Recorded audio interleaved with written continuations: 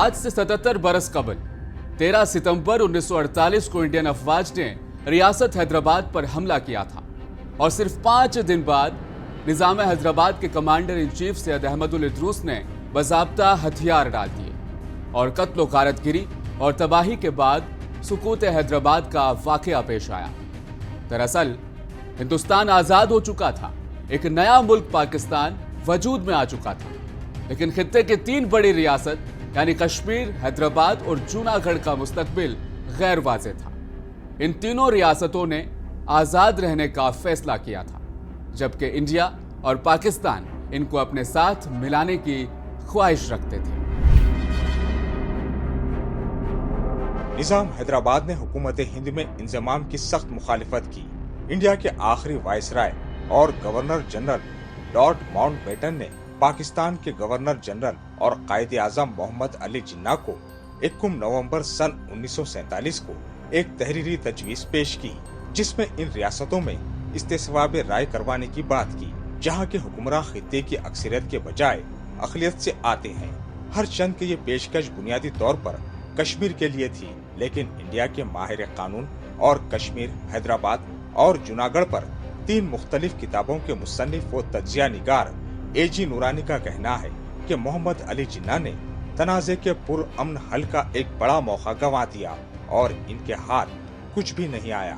इनका कहना था कि अगर मोहम्मद अली जिन्ना ने माउंटबेटन की तजवीज़ मान ली होती तो उन्हें कश्मीर हाथों हाथ मिल गया होता और हैदराबाद में कश्त खून का बाजार भी गर्म नहीं होता। इंडियन हुकूमत हैदराबाद के हमले को पुलिस एक्शन कहती है, जिसे ऑपरेशन पोलो भी कहा जाता है। इंडियन हुकूमत के मुताबिक यह पुलिस एक्शन नागुज़िर था, लेकिन हैदराबाद के स्कॉलर सैयद अली हाशमी ने इसके जवाब में एक किताब इसी उन्वान से लिख डाली है। उस किताब का नाम हम आपको बताते हैं। उस किताब में उन्होंने लिखा कि इस हमले से बचा जा सकता था, इससे गुरेज मुमकिन था। उनकी किताब इन्वेटेबल इनविजन 1948 हैदराबाद में उन्होंने लिखा है कि इंडिया में बरसरे इक़्तिदार ग्रुप यानी इंडिया के हुक्मरान एक तरक्की याफ्ता रियासत यानी हैदराबाद को हर हाल में इंडिया में जम करना चाहते थे। हैदराबाद की अक्सरियती आबादी हिंदू मजहब की मानने वाली थी और वहाँ कांग्रेस के हामी इंडिया से इल्हाक चाहते थे। दूसरी जानिब कम्युनिस्टों की तेलंगाना तहरीक थी। प्रोफेसर उमा जोसेफ का कहना है कि वहाँ मुतादिद किस्म के इख्तिलाफात थे। जमींदारी के खिलाफ किसानों की तहरीक थी, जबान का मसला था, यहाँ तक कि मुल्की यानी देसी और गैर मुल्की का भी झगड़ा जारी था। उमा जोसेफ के मुताबिक हैदराबाद में शुमाली इंडिया के लोगों का तसल्लुत था और हैदराबाद रियासत के लोग इसके खिलाफ थे। रियासत के बाहर के लोगों को गैर मुल्की कहा जाता था। इन तमाम चीजों ने निजाम हैदराबाद को अपनी फौज को मुस्तहकम करने की जानिब मुतवज्जे किया। दूसरी जानिब तक़सीम हिंद से उभरने वाले खरफशार के दौरान ये अफवाह गश्त करने लगी कि निजाम हैदराबाद गोवा में पुर्तगालियों और पाकिस्तान की मदद से खुद को मुसल्लह कर रहे हैं। इस खबर पर सरदार पटेल ने कहा कि इंडिया में एक आज़ाद हैदराबाद का वजूद नाकाबिले बर्दाश्त है और इसे खत्म करना लाजमी है। चुनाचे इंडिया ने हैदराबाद को अपनी रियासत बनाने के लिए 36,000 मुसल्लह फौज उतारी, जबकि दूसरी जानिब निजाम हैदराबाद के पास सिर्फ 24,000 फौज थी और इसमें भी पूरी तरह से तरबियत याफ्ता फौजियों की तादाद महज 6,000 थी, जिसमें अरब, रोहिला, पठान, हिंदू और दीगर मुसलमान शामिल थे। कहा जाता है कि इसके अलावा रियासत के पास तकरीबन 2 लाख रजाकार थे, जिनकी कमान कासिम रजवी के हाथ में थी। इनकी तादाद के बारे में कतईयत के साथ कुछ नहीं कहा जा सकता था, क्योंकि ये सब गैर तरबियत याफ्ता अफराद थे जो निजाम हैदराबाद से वफादारी का इजहार कर रहे थे। इंडियन फौज ने जनूबी कमान के commander lieutenant general E.N. Goddard की सरबराही में हैदराबाद के खिलाफ मुख्तलिफ अतराफ से महाज खोल दिए। मगरिब में इनका रुख विजयवाड़ा की जानिब था, तो मशरिक में शोलापुर पर इनकी तवज्जो मरकूज थी। The men under my command were called upon to perform a superhuman task and against very heavy odds. There was no alternative for me left but to surrender. 13 सितंबर 1948 को हैदराबाद पर जो हमला किया गया वो सिर्फ 5 दिनों में इख्तिताम पसीर हुआ और 18 सितंबर को निजाम के commander in chief Syed Ahmadul इदरूस ने बाज़ाब्ता हथियार डाल दिए।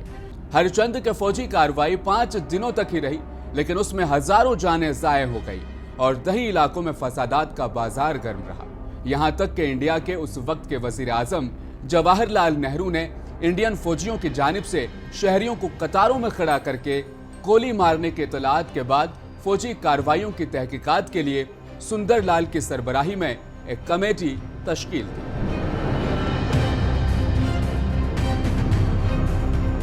नवाब नजफ अली खां का कहना है कि हुकूमत हिंद ने सुंदरलाल कमेटी की रिपोर्ट की बरवक्त इशाअत नहीं की और इसे अब तक पार्लियामान में पेश नहीं किया गया।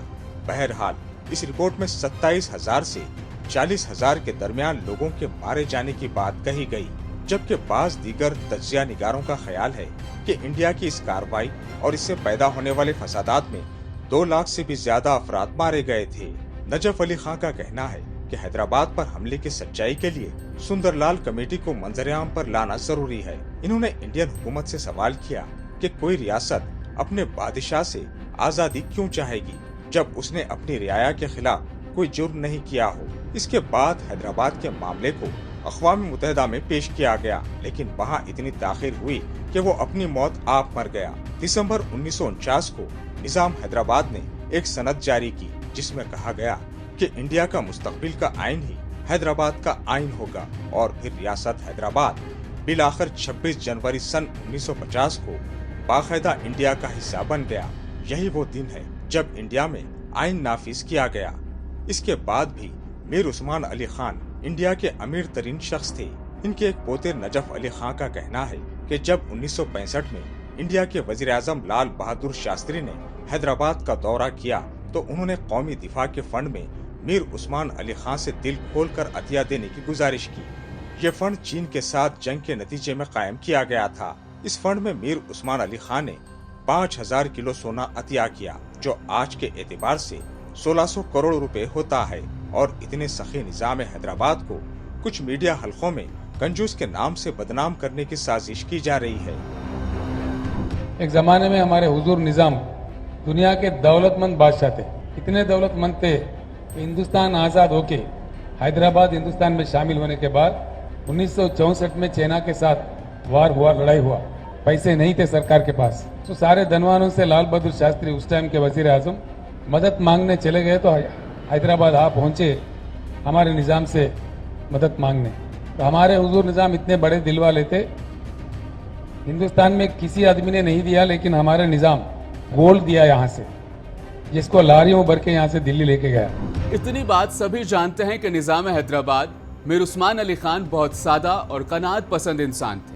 उनकी कनात पसंदी को कंजूसी का नाम देना सरासर तंगख्याली और ताज्जुब है। जो इस तरह से सोचते हैं उन्हें मीर उस्मान अली खान की सखावत के किस्से पढ़ने चाहिए। इसके अलावा मीर उस्मान अली खान के बारे में कई गलत फहमियाँ और प्रोपेगेंडा फैलाने की कोशिश की गई है, जैसे वो मैली शेरवानी और गंदी टोपी पहनते थे, मेहमानों को कम खाना पेश करते थे। ये तमाम बातें सिर्फ निज़ाम हैदराबाद की शबीह को खराब करने की महज एक कोशिश है। दुनिया जानती है कि वो अपने वक्त के सबसे अमीर शख्स थे। मीर उस्मान अली खां को उनकी गैर मामूली दौलत की वजह से जाना जाता था।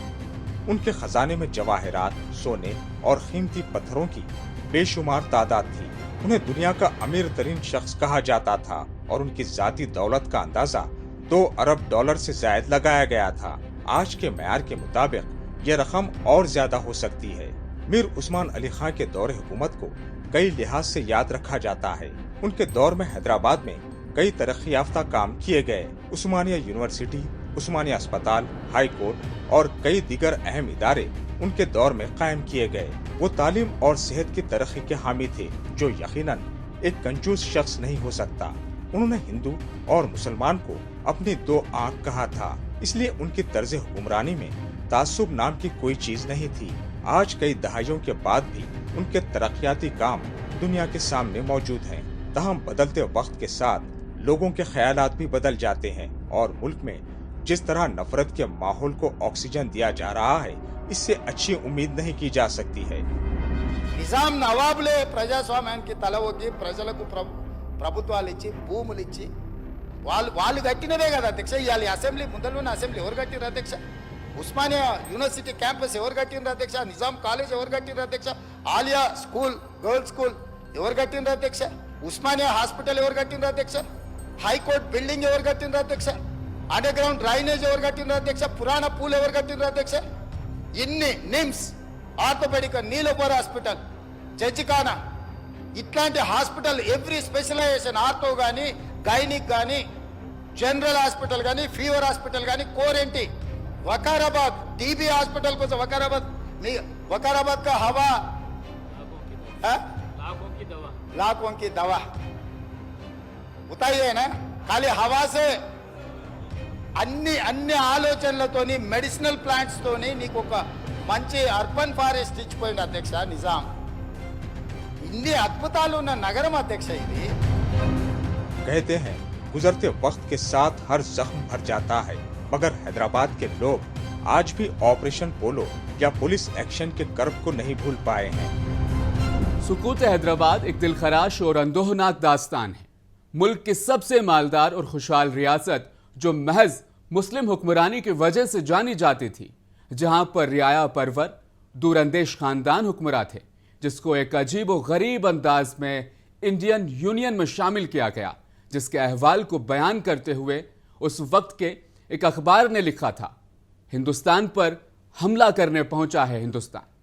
सितंबर का महीना, जिसको कुछ लोग सितमगर का महीना भी कहते हैं, रियासत हैदराबाद के लिए वाकई सितमगर साबित हुआ और लाखों मुसलमानों की नस्ल कुशी की गई. वो एक कर्बनाक दास्तान जुल्म है जिसकी यादें अभी तक जहनों से मिट नहीं पाई.